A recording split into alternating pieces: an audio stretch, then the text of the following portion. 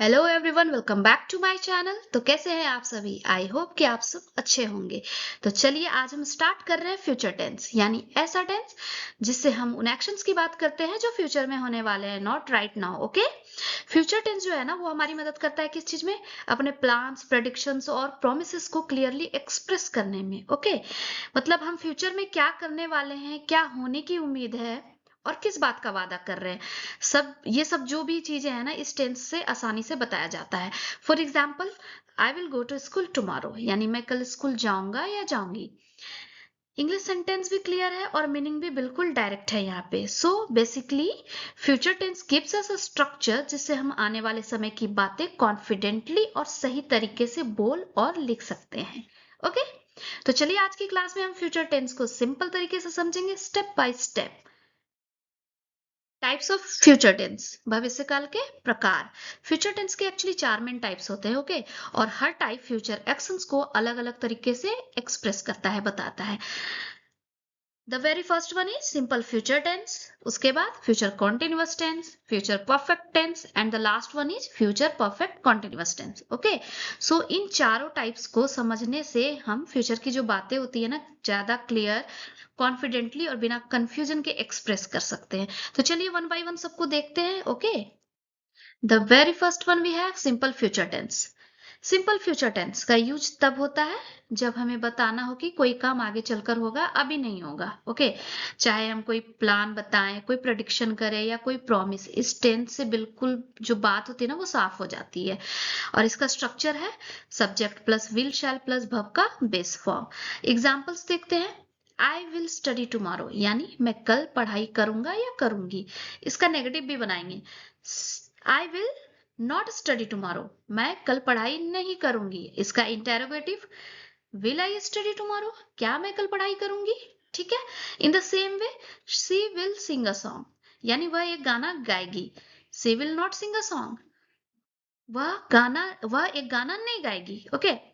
Interrogative, will she sing a song, क्या वह एक गाना गाएगी? ओके। चलिए बात करते हैं फ्यूचर कॉन्टिन्यूअस टेंस की। ओके। फ्यूचर कॉन्टिन्यूअस टेंस, इसका यूज तब होता है जब हमें बताना हो कि फ्यूचर में कोई काम कुछ समय तक जारी रहेगा। मतलब एक्शन जो है फ्यूचर में किसी खास टाइम, किसी स्पेसिफिक टाइम पर इन प्रोग्रेस होगा। इसका स्ट्रक्चर है subject plus will be shall be plus verb plus ING. बस वर्ब में आईएनजी ऐड हो जाता है, सेंटेंस का मतलब जो होता है बदलकर कॉन्टिन्यूअस हो जाता है। एग्जाम्पल देखते हैं। They will be watching TV at 8 PM, यानी रात 8 बजे वे टीवी देख रहे होंगे। ठीक है। तो और नेगेटिव देखते हैं इसका। They will not be watching TV at 8 PM। Interrogative क्या होगा? Will they be watching TV at 8 PM? Okay.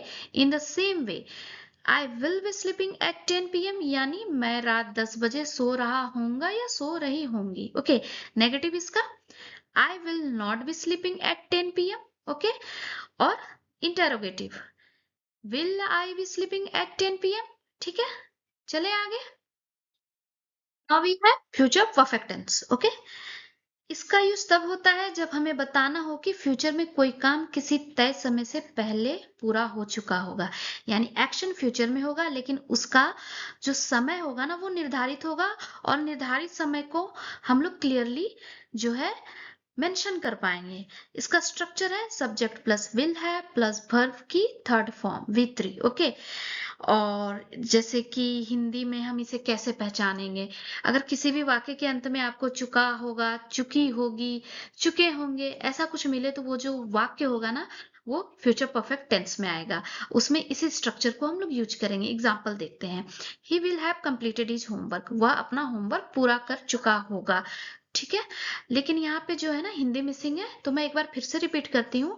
He will have completed his homework, वह अपना होमवर्क पूरा कर चुका होगा। इसका नेगेटिव देखते हैं। He will not have completed his homework. Interrogative, will he have completed his homework? ठीक है। So whenever you want to connect an action with a future deadline, future perfect tense सबसे perfect choice है। It sounds very natural in English and makes communication more clear. Okay. ठीक है। चलिए आगे बढ़ते हैं। अब हम आखिरी टेंस पर आते हैं, फ्यूचर परफेक्ट कॉन्टिन्यूअस टेंस। नाम लंबा है लेकिन कंसेप्ट काफी आसान है। ओके, इस टेंस का यूज तब होता है जब हमें बताना हो कि कोई काम फ्यूचर में एक खास समय तक लगातार चलता रहेगा। ओके, मतलब एक्शन जो है फ्यूचर में भी होगा और उसकी ड्यूरेशन भी बताई जाएगी। इसका फॉर्मूला है subject plus will have been plus verb plus ING plus time reference, यानी हम बताते हैं कि काम कब से और कितने समय तक चलता रहेगा। एग्जाम्पल देखते हैं। I will have been studying for 2 hours, यानी मैं 2 घंटे से पढ़ रहा हूँगा। काम फ्यूचर में भी चल रहा होगा और उसका समय भी पता चल रहा है। जैसे कि फ्यूचर में काम हो रहा है ये तो पता ही है, लेकिन यहाँ पे समय भी पता चल रहा है कि भाई 2 घंटे से पढ़ रहा हूँगा। इसका negative I will not have been studying for 2 hours. इसका interrogative will I have been studying for 2 hours. In the same way she will have been working here since 2022। वह 2022 से यहाँ काम कर रही होगी। ठीक है। Negative she will not have been working here since 2022. Interrogative will she have been working here since 2022? Okay. So overall future continuous tense हमें फ्यूचर में लॉन्ग ऑनगोइंग एक्शंस की ड्यूरेशन एक्सप्रेस करने में मदद करता है और कॉन्वर्सेशन में ये काफी नेचुरल लगता है। ठीक है, तो दोस्तों हमने जो है ना फ्यूचर टेंस के चारों टाइप सीख लिए हैं। अब आगे बढ़कर उन्हें प्रैक्टिस में यूज करेंगे। ठीक है, चलिए कुछ डेली यूज सेंटेंसेस यानी फ्यूचर टेंस को जो रोजमर्रा की बातचीत में कैसे इस्तेमाल किया जाता है देखते हैं। ये सेंटेंसेस बहुत ही कॉमन हैं और इंग्लिश बोलने में काफी हेल्प भी करते हैं। ठीक है, जैसे I will call you later, मैं बाद में तुम्हें कॉल करूंगा। We will go to the market, हम लोग बाजार जाएंगे। दे विल कम टुमारो, वे कल आएंगे। सी विल हेल्प यू, वह तुम्हारी मदद करेगी। बस ऐसे सिंपल फ्यूचर टेंस वाले सेंटेंसेस डेली बोलने की प्रैक्टिस करें, इंग्लिश ऑटोमेटिकली जो है ना इम्प्रूव होती जाएगी। ओके, तो आज हमने फ्यूचर टेंस को पूरा समझा, कैसे प्लान्स, प्रेडिक्शंस और प्रोमिसेस को फ्यूचर में एक्सप्रेस किया जाता है। एक्चुअली फ्यूचर टेंस जो होता है ना हमारी कम्युनिकेशंस को क्लियर और कॉन्फिडेंट बनाता है।